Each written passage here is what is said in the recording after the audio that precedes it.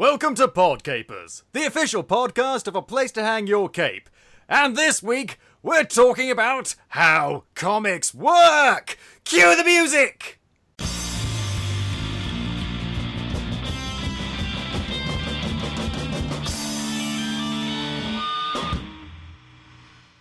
Hello there, Capers, and welcome to PodCapers, the official podcast of A Place to Hang Your Cape. This is a show where we talk about various geeky and nerdy subjects, and are joined each week by a very special different guest. Now I'm joined, as I usually am, by a friend, a compatriot, a co-worker, and the man who rules over me with an iron fist. It's David Molofsky, ladies and gentlemen.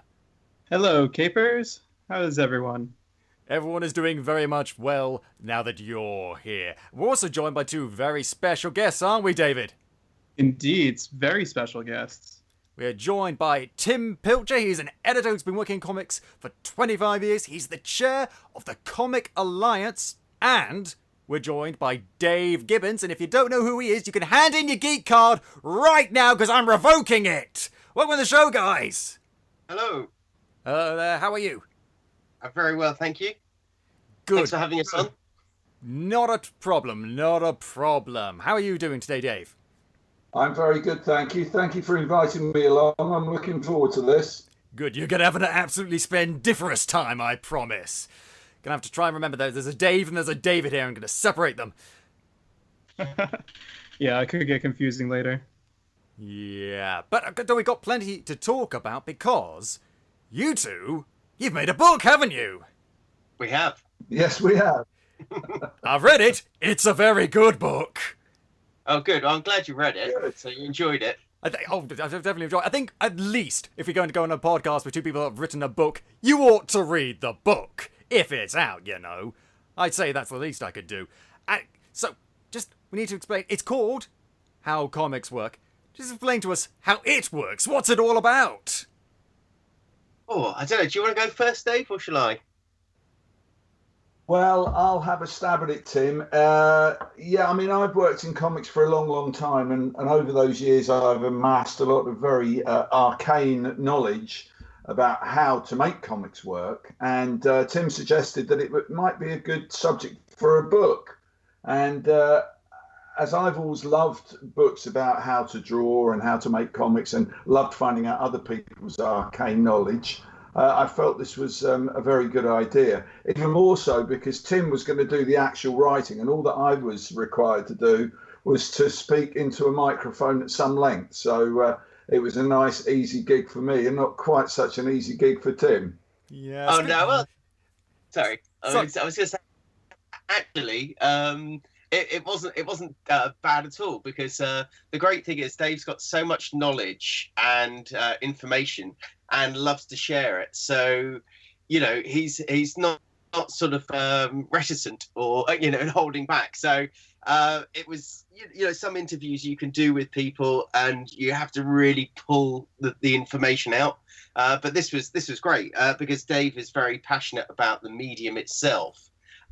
He could just kind of talk for hours on this stuff, and it was all really good stuff.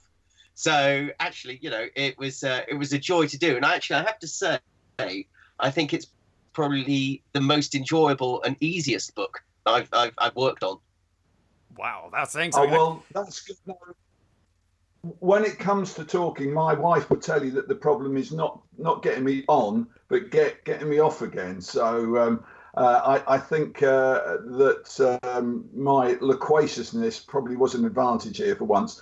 And the other thing that Tim and I did together was to plunder my resources. I'm the kind of person who doesn't like to throw things away. So I've got probably every script, every sketch, every character design that I've ever created in my life. And Tim had a good trawl through those, and we chose what I hope are some interesting and informative illustrations for the book.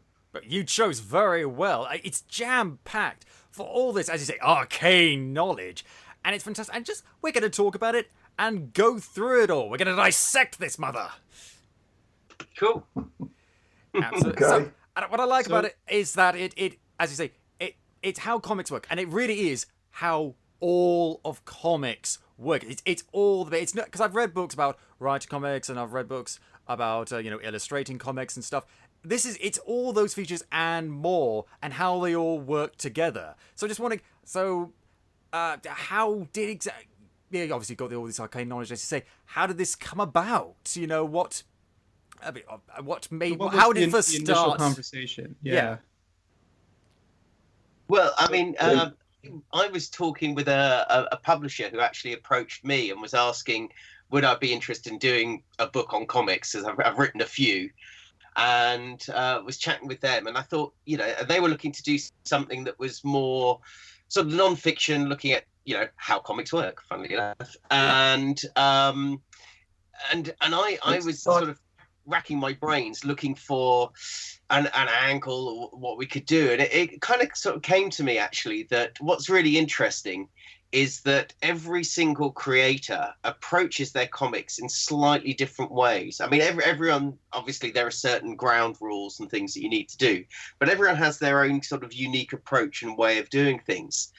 But I wanted to sort of, you know, work with someone who's got sort of that depth of knowledge, and that not only in terms of having a long career and having that experience, but also has the breadth of the knowledge. And there are very few people that have done as many jobs as Dave has. You know, often you'll get, you know, someone who's a brilliant writer and maybe they sort of draw their stuff as well. But, you know, Dave has done absolutely every single aspect of comics. I mean, he's done the writing, the penciling, the inking, the colouring, the lettering. So, you know, there is very few people I could think of actually that would be able to this and actually have the knowledge to talk about every single area with that in-depth of knowledge and experience. Yeah, I mean, it's... Thanks. Yeah, I mean, from my point of view, you know, although I've drawn comics for many, many years now, I never really had any actual training in it. I didn't go to school. I was never taught to draw. Everything that I know about comics, I've kind of picked up along the way. So I'm a great collector and buyer of books on how to draw and how to do comics. I suspect because I always think that I've never learnt the crucial secret that everybody else knows. And so what I really wanted to do when Tim came to me with this proposal was to do the kind of book that I'd always really wanted to read, the kind of book that if I saw it on the shelf, I would be really happy to pay for. And you know, that looked as if there was some knowledge in there that I didn't have before. And so I think our focus very much was on actually doing comics, not a book about how to draw, you know, not about figure drawing or not about perspective or any of those things, but the actual way in which you put words and pictures together and assemble them into a book that becomes readable as a comic book story. So that was very much the emphasis. And also, of course, because, okay, I've got the knowledge I can accept, but also the fact that Tim is somebody who's worked in comics for a long time himself, both as an author and editorially. He's got a very good understanding of the form himself, and he kind of knows the questions to ask. And I think he's also got a very good feel for how to present this material in a way that looks enticing to the reader. So other than agreeing the money side of it, it didn't take me very long at all to agree to work with him and produce this book. No, you made a very smart decision. I'm just wondering about your role as the editor. How did you assemble this? Sort of reads like a manual of how comics.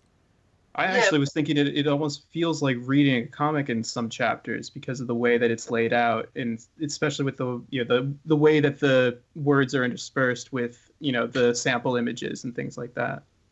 Yeah, well, we had a great designer on the book, Jane Lanway, and she, you know, sort of fiddled around with it and came up with some really nice designs. But, you know, doing these kind of books is always a very sort of organic process. You know, you start out usually with a table of contents, and we kind of we knew that there were certain key elements that we obviously had to look at and address. So, we went through the obvious stages of doing it in the same process that you would produce a comic. So, you've got to do the plotting and the research and the writing side. So that obviously goes at the front of the book. And then just working it through in that same process that you would be creating a comic for each chapter. But it was, the actual process of doing it, once you've got that framework, then it was a case of really sort of looking at how we populate that. So getting Dave's insights on those particular topics and subjects, finding out his approaches to doing things, and then finding the artwork. I mean, the other thing is, as Dave said, he's an absolute pack rat, and I was stunned.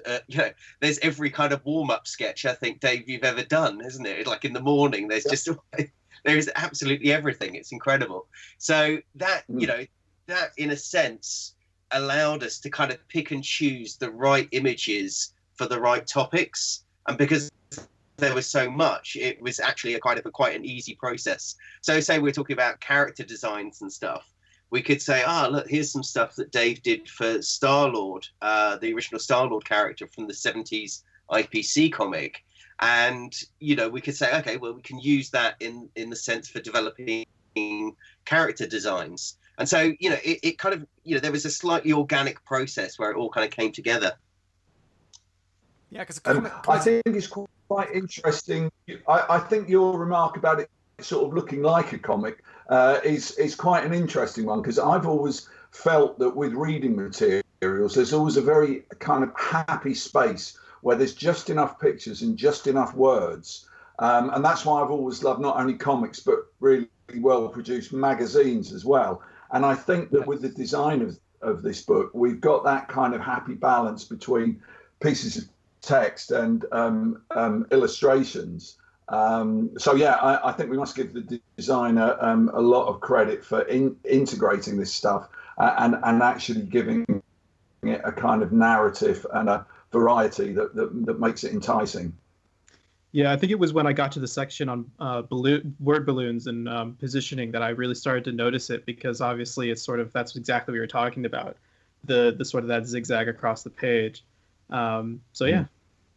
Yeah, for me, that was when I got to the bit about page layout and talk about how they're, dealing with dead space and things like that. And that's what I like about it. It just comes together, and it's great because every single point has a perfect example and something, so you can really see what you're talking about, not just through the text, but also on the page. So it all works together.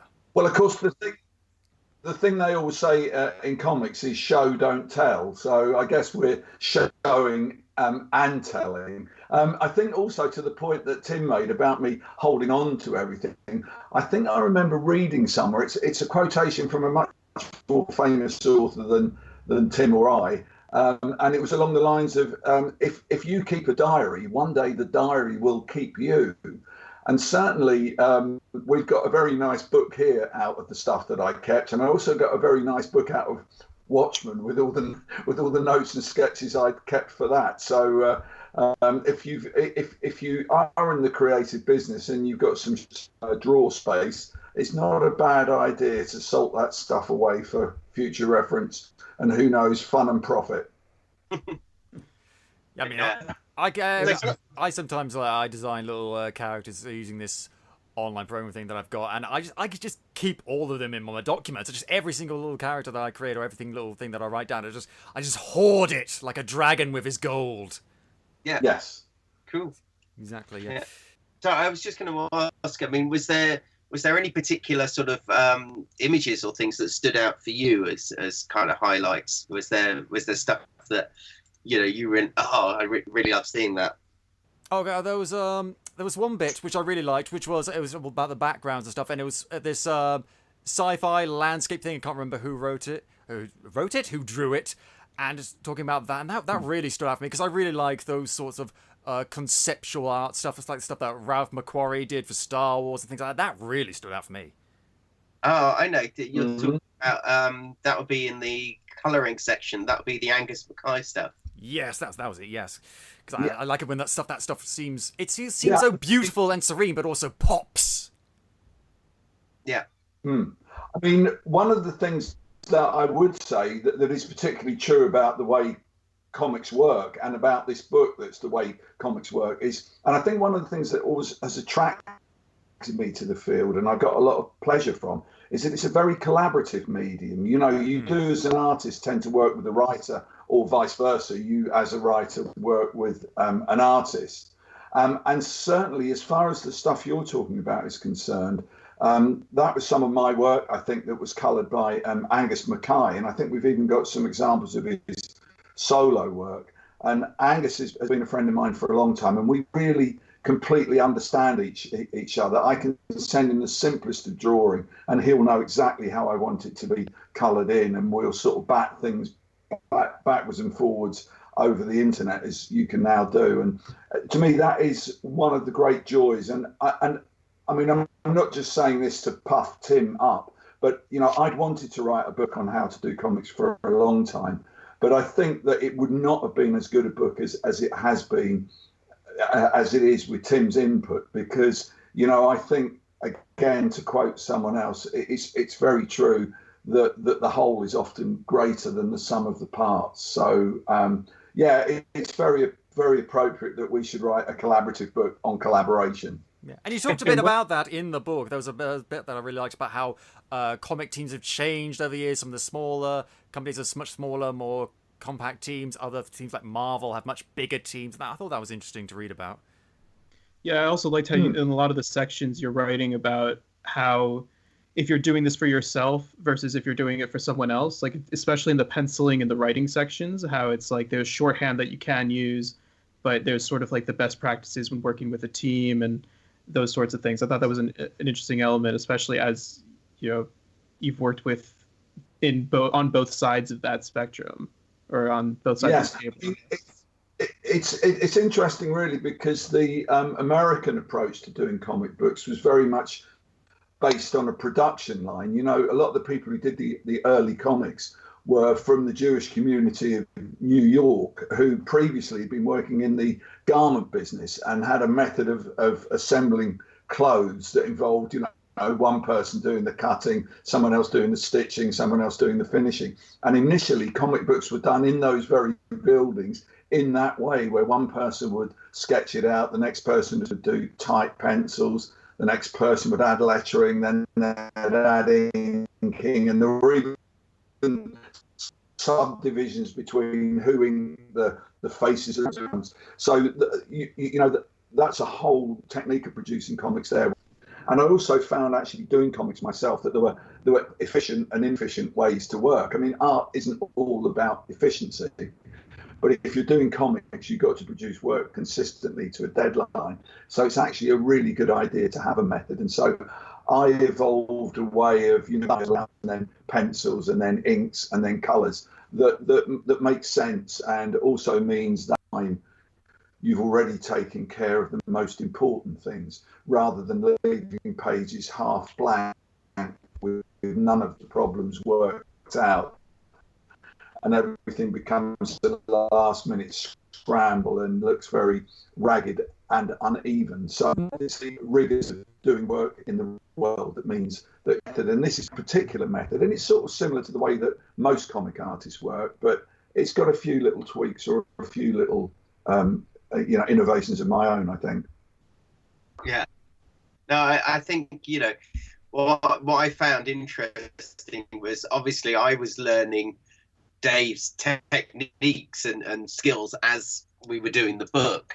And for me, seeing how Dave kind of plots and plans was a real eye-opener for me, because I know lots of people that work in very different ways, but the meticulous nature of the way he uses index cards to kind of plan out scenes and writing out the scenes as a script only, or, you know, with the action on one document and then all the dialogue in another document, and then slowly merging those things together. You know, that sort of insights as we were going along with the book were a real eye opener for me.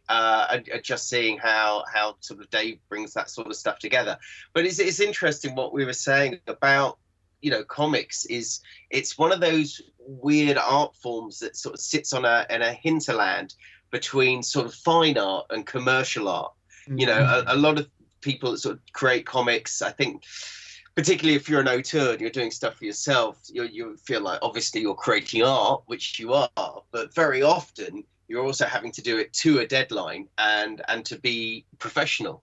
And I think probably one of the only regrets that we didn't manage to get into the book was to probably talk a little bit about how to be professional and how to work in the industry and maybe dealing with editors and things like that. I mean, we touched on it a little bit, but I think we could have maybe put a bit more of that in. So I don't know. What do you think, Dave? Yeah. I mean, there's a thing that I often say when I'm talking about these things in public, and I do think it was true. I was told it quite early in my career, that if you want to succeed as a commercial artist or a comic book artist, there are 3 qualities. And if you've got any 2 of these 3 qualities, you stand a chance. The first quality is that you're really, really talented. You know, that you have got a talent which will guarantee you work no matter what. The second thing is that you should be reliable. In other words, that when you say you're going to bring artwork on a certain day, you do.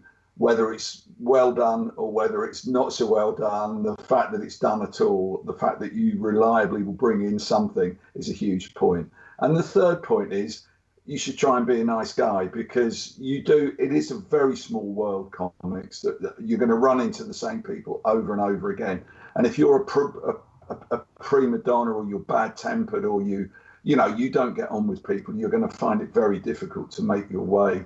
So I would say that what I relied on was being reliable and being a nice guy. I will leave you to ponder whether I ever got near the first point, but I think that isn't a bad rule of thumb, and particularly working in British comics as I did for a long time, having a weekly deadline means that the deadline is your god. That is the most important thing in the world. And of course, because you have a deadline, this is when you learn to be economical with lines. This is when you learn to have a system that means you're not going to waste time. I remember Jack Kirby, the wonderful artist, saying that any time you have the pencil eraser in your hand, you're not making money.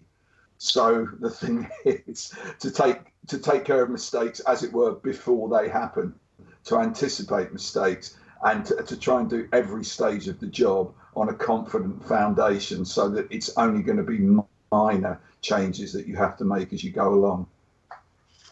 Yeah, being economical. I think that's really good advice. Efficient. Even It's better. like the old martial arts thing, isn't it? It's like you've already drawn the line before you've put the pencil to the paper. In your head, it's already completed. You know, the drawing is already there.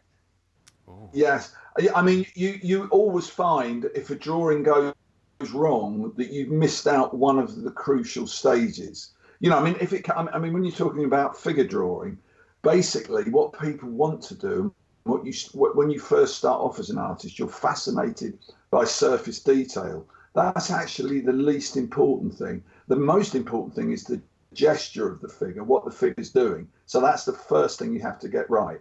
And if you've got that right, you can build the structure of the figure, and it will fit, and it will still look right.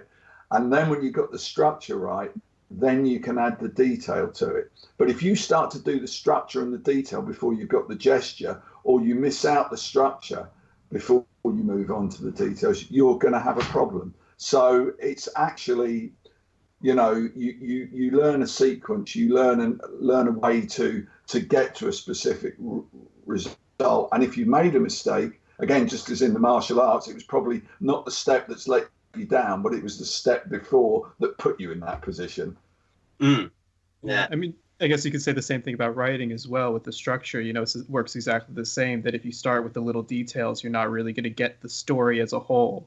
Whereas if you start from, here's the general story, here's the general plot, then you start moving forward from there, then you can get into sort of the nitty-gritty details in the same way. Yeah. I think also what I would like to emphasize, and this actually is the answer to a question you asked a bit earlier, that this book is specifically about comics. It's about storytelling. And to me, again, the sort of guiding light of anything you do when you're creating a comic is the story, is what you're doing adding to the story, telling the story better, enriching the story, involving the reader more. You know, every artistic decision you make is towards that end, because essentially the art of comics is not really the art of drawing, it's the art of story and storytelling. I think that's a brilliant way of putting it, and because there's so much about that has changed over the years. There's an interesting big thing in the book talking about digital comics and how technologies are updated and how things have changed, and just how you adapted to that. Want to talk about that? Yeah, I mean, I've been using comics, I've been using computers to make comics. I should have done Command Z just then.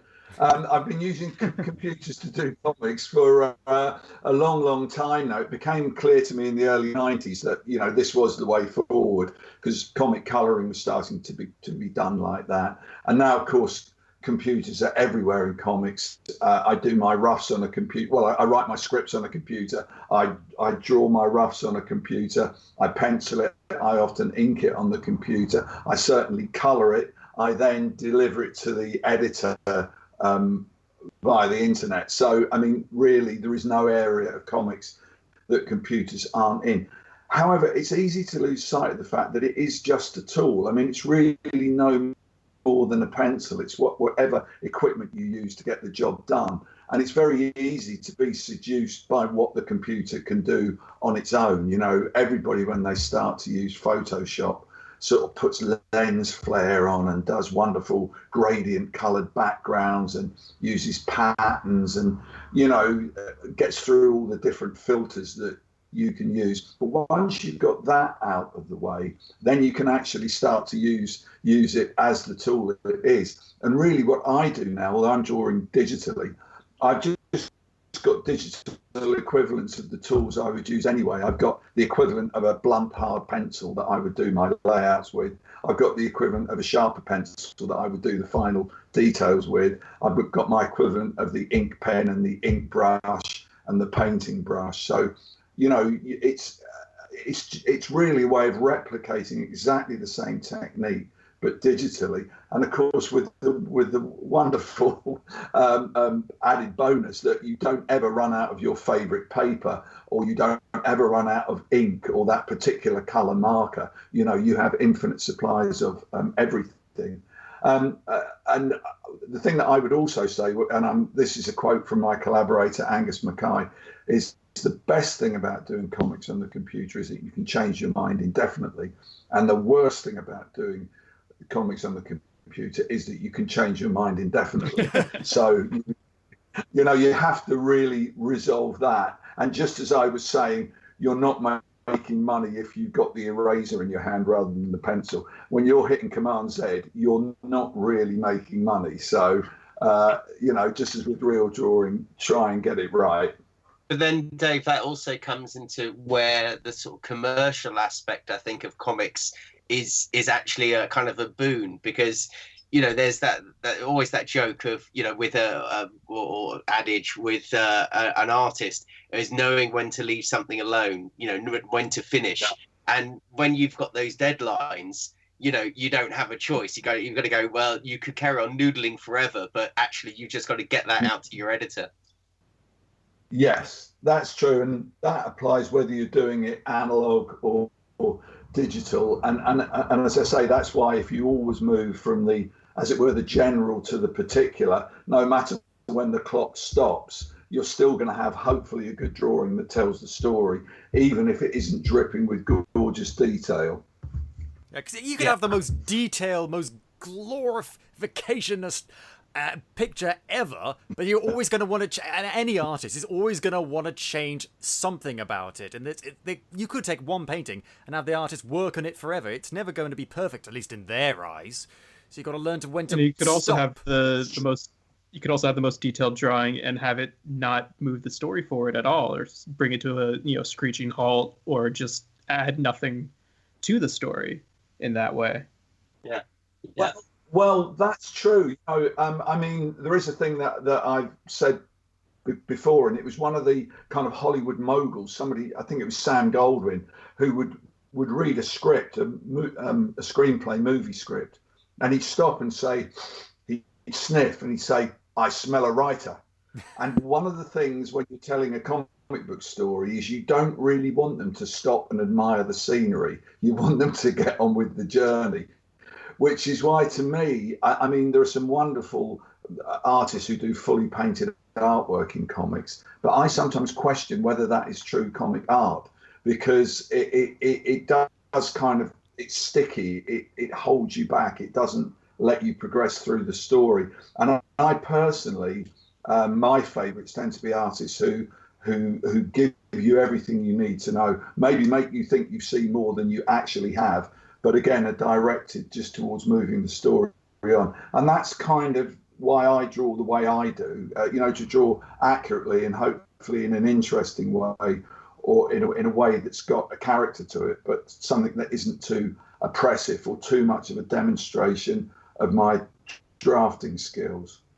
Yeah, I mean, I think when I was going through the book, the bit about page designs and sort of moving the eye forward through the story was sort of interesting in that, going off on sort of what you were saying. It's like, you want to keep the motion of actually the physical motion of reading sort of moving forward and sort of building the momentum. I'm looking now at the page from the Kingsman with the explosion and then the snowmobile, and how sort of, yeah, which is one of my favorites from the book. And it's the idea of that you're explaining in the text, obviously, but it's sort of looking at how the snowmobile in the third panel sort of points right at where the snowmobile is in the fourth, and sort of, you're keeping the motion of it going.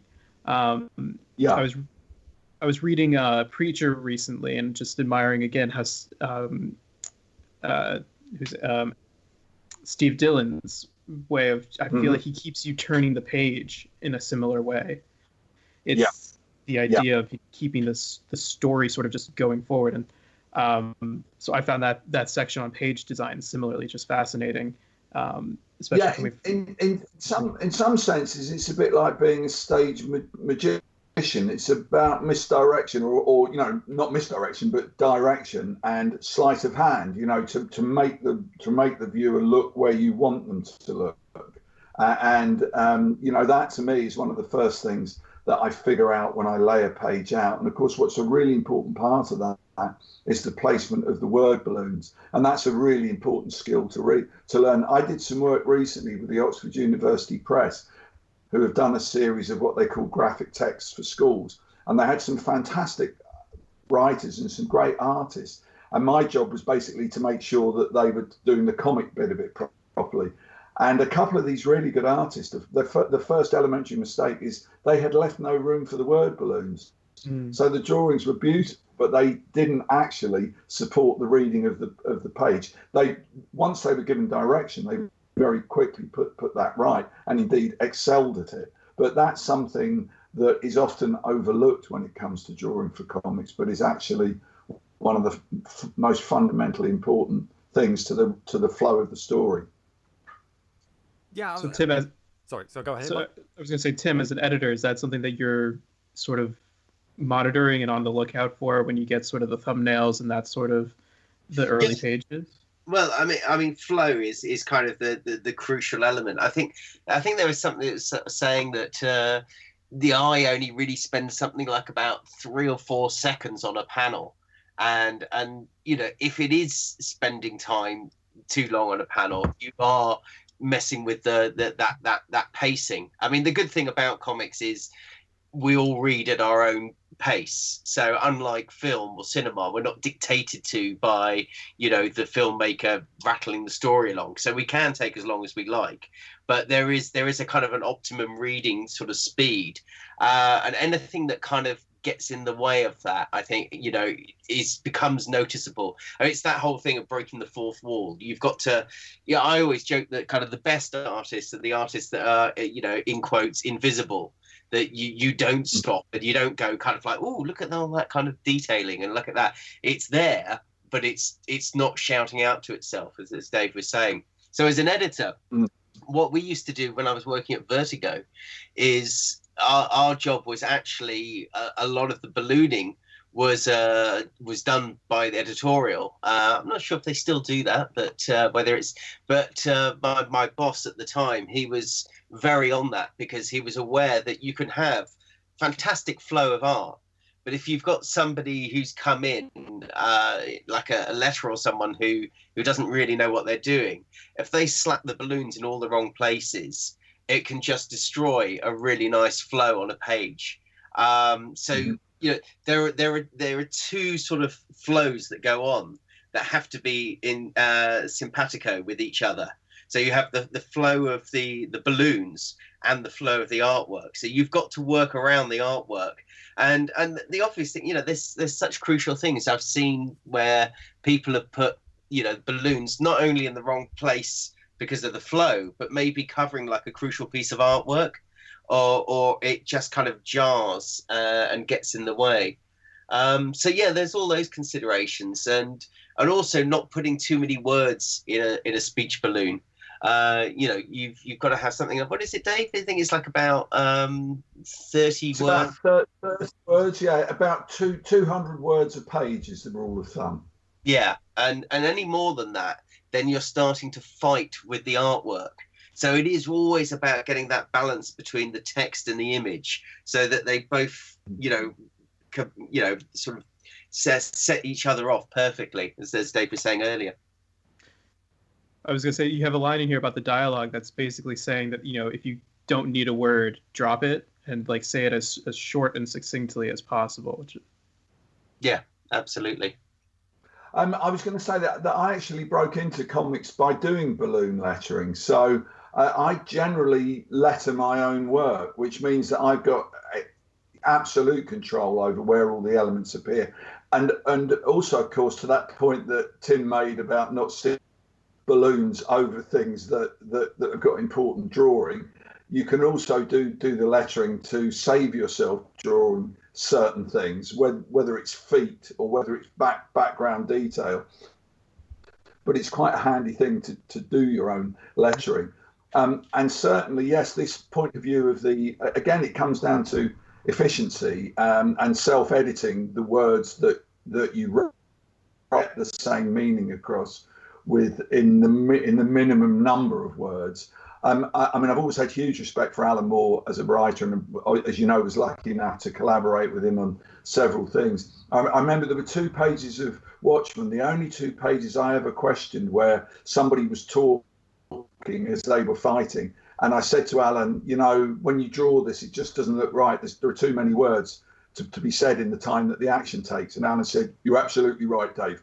And the next morning, he'd completely rewritten it, and everything had exactly the same meaning and nuance, but it was in exactly half the words. And my admiration for him increased even more then, because he was able to do that polishing and that really boiling down of what was important.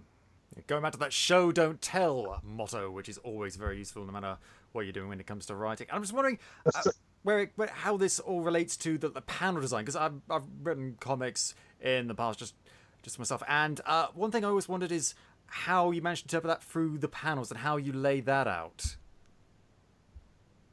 How you lay the panels out on the page? Yeah. Well, again, it's to do with the story. You know, what's important to the story? Is it important on this page, say, to have an extreme close-up so that you really get the drama and the emotion of what a character's feeling? Or is there a picture that's got a lot of action in it that requires space? Or is there detail that has to be put in there, or a sense of depth or breadth? And so the thing that I always try and do is have, you know, unless it's something being done to a strict grid like Watchmen was, I try and give the panels size order, which is to do with their content and is also to do with the amount of time that they take up. And then within those panels, and these 2 processes aren't actually separate, you're sort of doing one as you're doing the other. I would then try and give variety within the panels to make sure that all the figures aren't the same size, or all the heads aren't the same size, or that you've got a monotonous viewpoint being repeated throughout. I mean, again, as a rule of thumb, when I was starting out, I was told by somebody, you have to see people's feet in at least one picture on the page. Because if you don't do that, and there are times that you wouldn't do it, if you don't do that, there is a sense of being too close in and everything becomes claustrophobic. So you have to be very much aware of that. And again, like everything in comics, that these are storytelling decisions as to what takes precedence and what should be the thing that draws the eye the most. I mean, that does make a lot of sense. And coming from a cinematic background, it's sort of the same sort of idea in like framing and shots, and also sort of the idea of like having the establishing shot and then moving in closer for, the two shot or the conversation or whatever. I think that there was a lot of like cinematic elements as I was going through the book of things that reminded me of cinema. The shot choice being an obvious one. But sort of there was a line when you were discussing, like how close-ups work, or rather how comics work differently from cinema, and how, for instance, a close-up isn't always the right choice because there is more time to spend in the detail on the page to see emotions and it's things like that. It makes a lot of sense, I think. But the comparison to cinema, I think, is a interesting one. Yeah, I mean. It's not just how you draw something, but it's where you draw it and how big you draw it and how it relates to everything else you drew. And that's something else that I would say while I'm imparting rather Zen words of wisdom is that you actually never draw things. What you draw is the relationship between things. So if you want to make a thing look big, put it next to things that are small. If you want to make a thing look detailed, put it next to things that have no detail. A close-up's only a close-up when it's next to pictures that aren't close-ups. So you always have to be aware of that relationship. And just when I'm talking about this subject, there's also a good reason why I would always rough a whole issue of a comic out as well. If you do it piece by piece, you might think, page 3, everything's a bit intense. Let's have a huge close-up here. And then you go on and you find on page 17, there's something that's really, really, really intense, and you need to have a big close-up there. But you've already done your big close-up shot. And if you do another one, then it hasn't got as much impact. So you always have to consider within every unit of story what all the components of it are in relationship to one another. Yeah, it's like a web almost. Everything's connected. You can't. Everything is connected. It's also finding that balance between them. Making sure that you're not pulling too hard on one of the strings of the web as a metaphor. Yeah. I mean, it's interesting you're talking about, the sort of thing between cinema and comics often gets made. But often when you sort of see scripts from, say, TV or film writers who are trying to do comics, they often do that that classic mistake of trying to explain too much in one panel description because they're so used to kind of natural flow and camera movement. Whereas actually with comic scripts are more about getting snapshots in a moment and creating that illusion. So it's almost like stills rather than a flow. So, you might get a script that sort of says Jack walks into the room, throws his coat on the chair, sits down and makes a sandwich. And it's like, and the artist goes, because that's about 20 panels there, This might be difficult to pull off. Yeah. Or it'll say, as Jack jumps through the window, he gets the cigarette lighter out of his pocket and sets fire to the fuse of the bomb. That's 4 or 5 pictures. And the real key to telling storybook, I guess is a good word for it, but comic book stories is you have to isolate, both as the writer and as the artist, what the point of each picture is. Is it a moment of action? Is it a moment of drama? Is it a moment of mood? Is it a moment of excitement? And once you've identified that, you can then depict it properly. The one thing you haven't got in comics that you have, there's 2 things you haven't got in comics that you have got in movies. One is actual movement, and the second one is sounds. So again, sound you can depict visually. That's where the kind of sound effect comes in, or that's where sort of sunburst lines from an explosion come from. And of course, the only motion you can get is the motion of the viewer's eye, which is why the long lines of the composition are so important to give that simulation of motion. And yeah, Tim's quite right. It's a real hallmark of inexperienced comic book writers that they don't isolate the cause of the picture, and they have far too much to draw. And as the artist, if you've got a script like that, that's when you start to take control. Yeah. Because it's not like storyboarding. Because I've seen like storyboards from films and stuff, and often they have like things that they have designed to be sort of to block out the system and to show a little bit of motion as much as you can when you're drawing a still image, and it's not the same. No, it's also not. Sometimes I think of comics as like it's almost like a movie with a few frames taken out of it, but it's not even that either, because you wouldn't shoot a film the same way you draw a comic. No, and of course, if you're doing storyboards, you're really in the business of drawing between cuts, whereas in comics you're not actually doing that, and of course storyboards break action down much more than comics ever do. Storyboards are great for directing the cameraman, but they're not really very good ways to read stories. They're too flip booky, Yes. It's designed to help someone else tell the story, not to tell the story themselves. Exactly. Yeah, they're part of the planning of telling the story rather than the story itself. Exactly.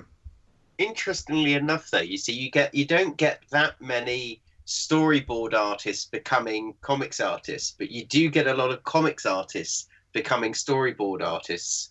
So it's interesting that it's almost like a one-way thing. I think as a comics artist, you probably learn a lot more about camera movements and angles and that kind of stuff within comics, which you can transferable skill over. But I think that there is a lot more work learned within comics than there is perhaps in storyboarding. Yes. Yeah, I think that's true. And I mean, one of the joys of doing storyboard type work or design type work is you don't have to spend so much time on finishing the drawing. When you're drawing the comic, the picture has to be finished. I talked before about gesture and structure. In a sense, storyboards are just gesture and structure without detail, whereas comics, it's the surface detail still is very, very important. And a good friend of mine, a guy called Martin Asbury, he used to draw comics, and he actually found that doing storyboards suited him much more because it was the finishing off that he didn't like, and the virtues of his work, which were the were the excitement and the planning of the shot, were much more suitable to working in film. And since he gave up comics, if you were to name a superhero or science fiction movie, the chances are Martin did the storyboards on it, and with the skills that he learned from doing comics, has made a very nice alternative career. That's really interesting. Yeah, seen someone moving in that direction.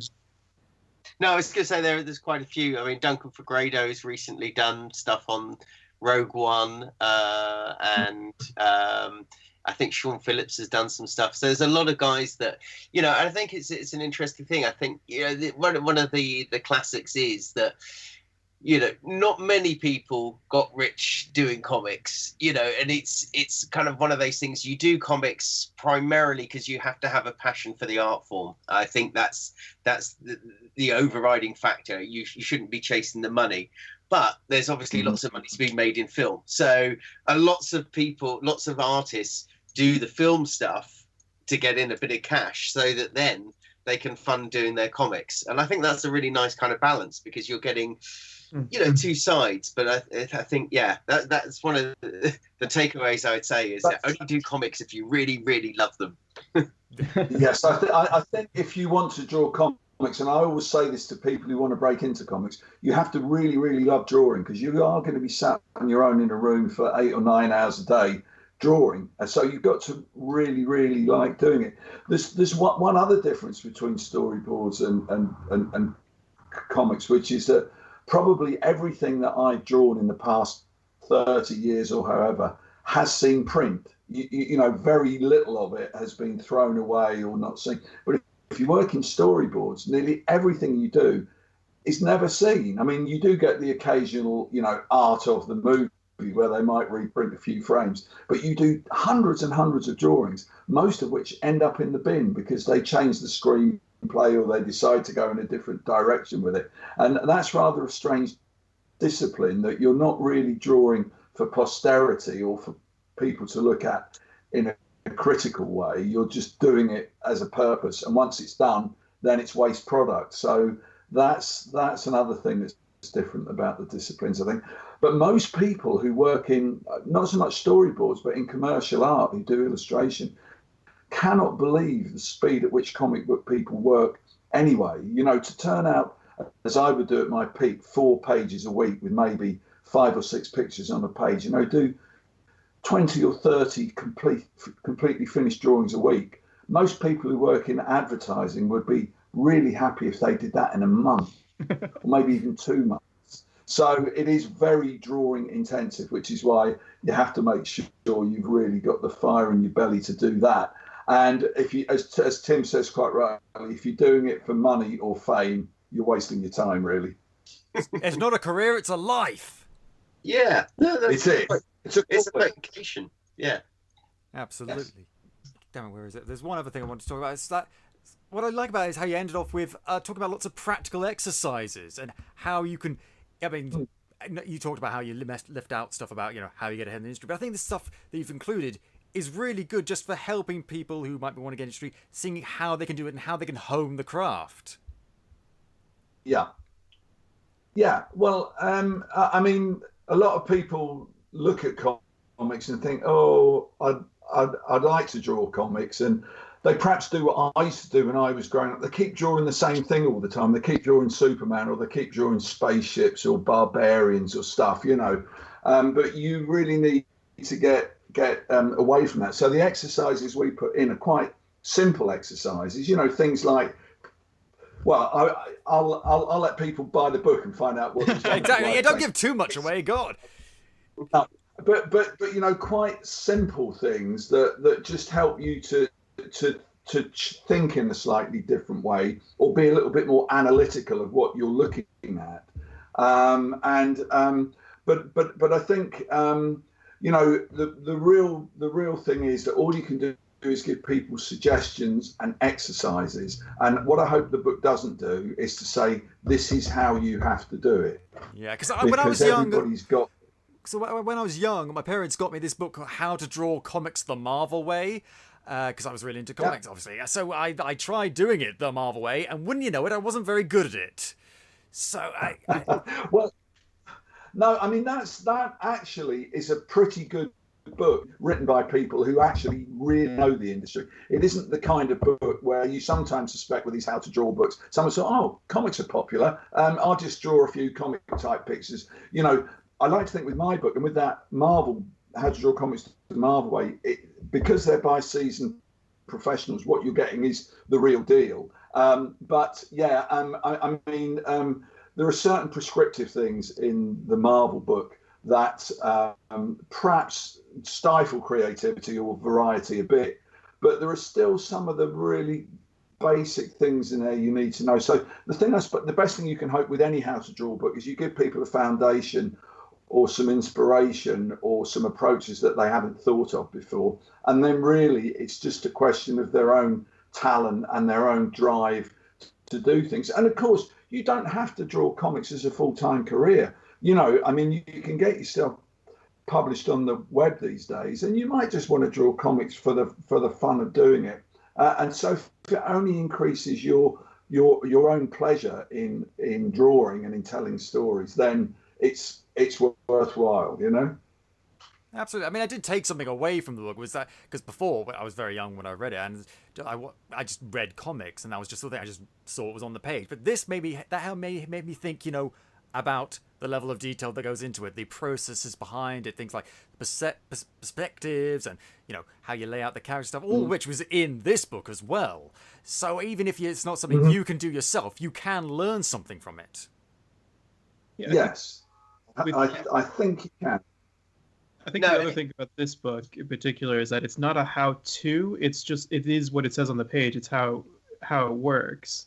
It's not necessarily an exact, this is how to draw a face. This is how to draw, a snowmobile.